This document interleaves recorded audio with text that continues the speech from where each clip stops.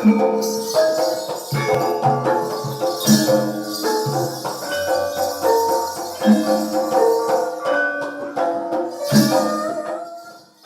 tari adalah bagian tak terpisahkan dari budaya dan kehidupan masyarakat di Nusantara.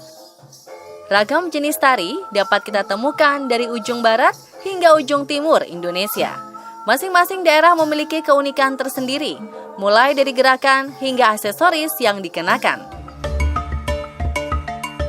Yang juga kita acap ditemukan adalah penggunaan topeng dalam beberapa jenis tarian, baik sebagai pelengkap keindahan maupun sebagai bagian dari ritual sakral yang tidak boleh ditinggalkan.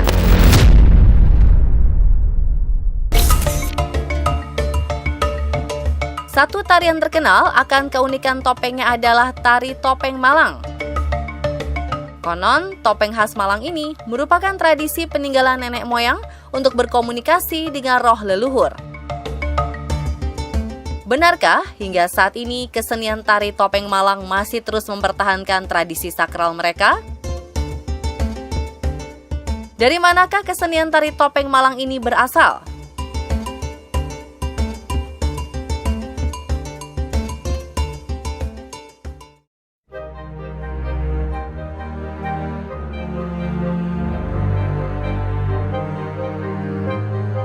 Untuk mengetahui asal-muasal tari topeng Malang, kami menjumpai salah satu penerus maestro tari topeng Malang yang juga ketua dari Padepokan Tari Asmoro Bangun di Dusun Kedung Monggo, Pakisaji, Malang.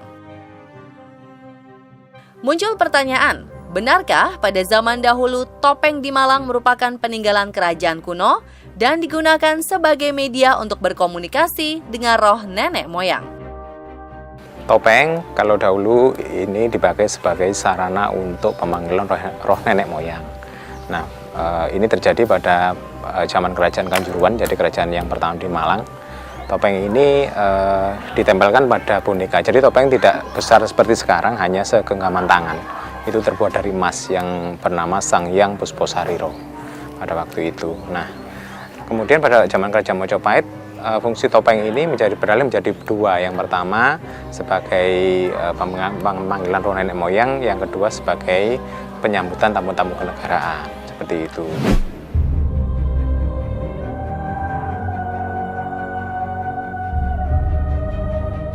Selepas era Majapahit, baru pada 1890-an, salah satu Bupati Malang, Raden Suryodiningrat, kembali berusaha menghidupkan kembali kesenian tari otentik tersebut dengan mengajak para pejabat setempat untuk membentuk kembali sebuah kelompok wayang topeng di pendopo Kadipaten Malang. Semenjak saat itu, tari topeng Malang terus bertahan hingga saat ini. Salah satu keunikan dari tari topeng Malang adalah tetap terjaganya tradisi sakral yang bertahan hingga sekarang. Bahkan konon, untuk membuat sebuah topeng Malang tidak bisa sembarangan.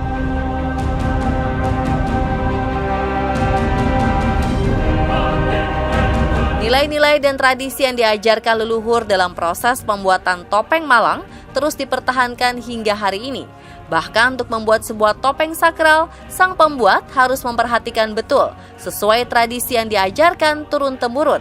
Mulai dari pemilihan bahan, proses pembuatan, hingga berkomunikasi langsung dengan para roh leluhur. Jadi untuk membuat topeng yang dipakai menari, kita memang memilih bahan-bahan yang khusus. Jadi bahan-bahan yang khusus itu biasanya kita ambil dari tempat-tempat yang dianggap masyarakat itu ada penunggu atau penghuni, seperti itu. Contohnya itu kayu beringin, kayu kembang, kayu nangka, kemudian kayu-kayu yang usianya itu minimal 50 tahun ke atas. Kita tidak memotong. Bila kita menunggu bila ada dahan yang tumbang atau roboh, itu baru kita beli atau kita minta. Kalau kayu ini kita beli, berarti topeng ini bisa dimaharkan. Tapi kalau kayu ini kita minta, berarti topeng ini kalau jadi tidak bisa dijual. Jadi seperti itu. Nah, pengerjaannya biasanya kita memilih hari yang baik. Hari yang baik itu ada 3. Jadi hari yang baik itu ada yang pertama itu ada hari baik menurut umum, ada hari baik menurut desa atau kampung, hari baik menurut kita sendiri.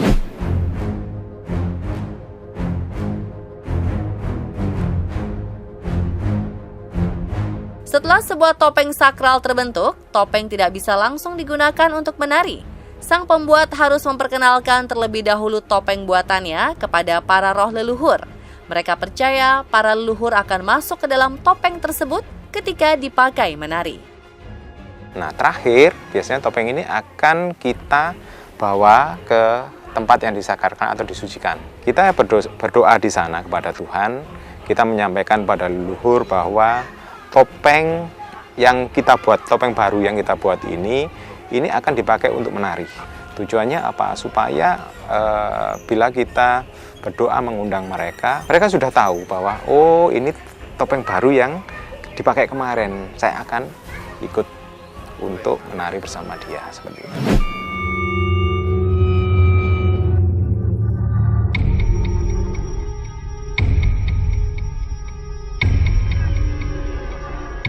Sebelum memulai pementasan, masyarakat akan menyelenggarakan sebuah ritual untuk keselamatan. Para penari dan pendukung pementasan akan mengunjungi sebuah punden desa setempat yang dikeramatkan, seraya membawa topeng untuk menari. Konon, jika ritual ini tidak dilakukan, maka akan terjadi hal-hal yang tidak diinginkan selama pementasan berlangsung. Punden ini sebenarnya sudah lama sekali. Jadi punden ini mulai awal kampung ini ada, punden ini itu sudah ada. Jadi punden ini biasanya kalau dahulu itu ditempati oleh yang pertama kali membuka lahan perkampungan. Kita biasanya akan turun ke punden, ya. Kita di sana topeng-topeng ini akan kita bawa, terus kemudian ada uko rampennya itu, ada sesajen. Sesajen itu sesajen biasa itu, dan kita berdoa kepada Tuhan bahwa nanti kita akan mengadakan pertunjukan, dan pertunjukan ini supaya bisa berjalan dengan baik dan lancar.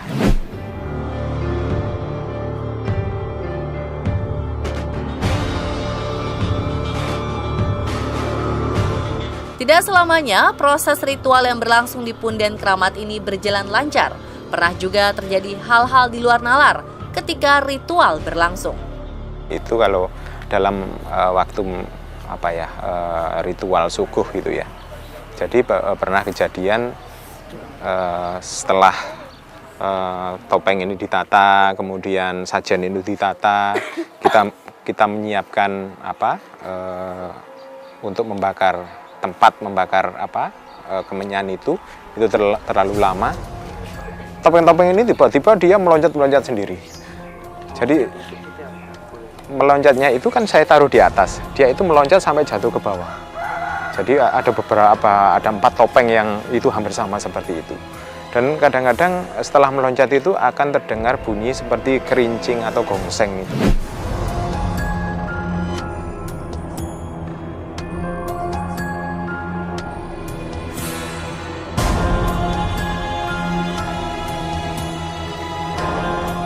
Para pelaku kesenian tari topeng Malang mempercayai bahwa tari topeng Malang merupakan sebuah bentuk tradisi sakral dan berhubungan dengan roh leluhur. Oleh karena itu, para penarinya juga tidak boleh orang sembarangan. Semua harus memperhatikan tradisi-tradisi yang telah diajarkan para leluhur, karena mereka percaya ketika menari topeng Malang, para leluhur akan mendampingi mereka melalui topeng yang mereka gunakan. Perbedaannya kesenian topeng dengan kesenian yang lain adalah leluhur memang kita datangkan. Jadi roh-roh itu dunia lain kita datangkan. Mereka itu akan masuk ke dalam topeng dan tidak mempengaruhi si penari. Jadi si penari tetap dia bisa menari dengan bagus dan dia tidak trans. Itu perbedaannya. Jadi itu akan menambah aura, kemudian penampilan itu sehingga lebih bagus gitu.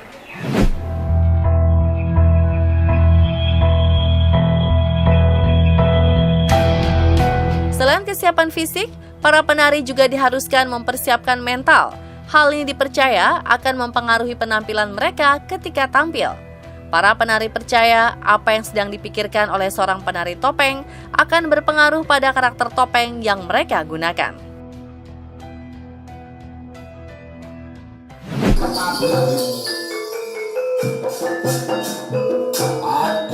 Para penari juga diminta untuk memperlakukan topeng sakral dengan baik.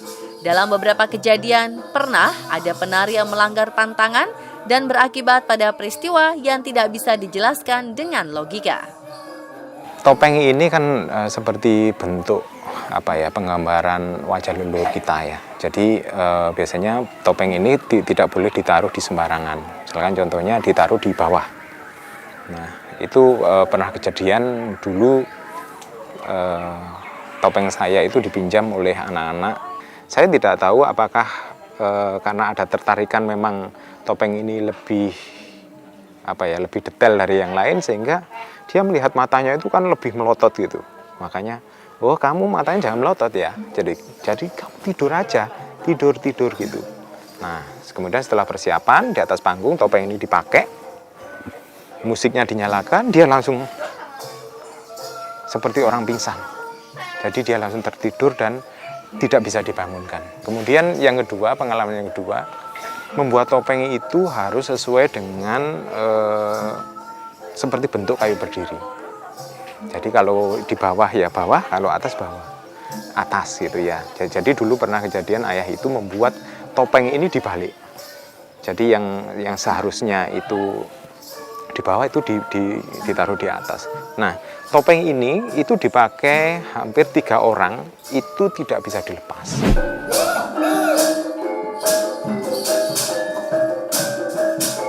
Dan pemirsa, itulah tadi fakta-fakta seputar kesakralan tari topeng Malang.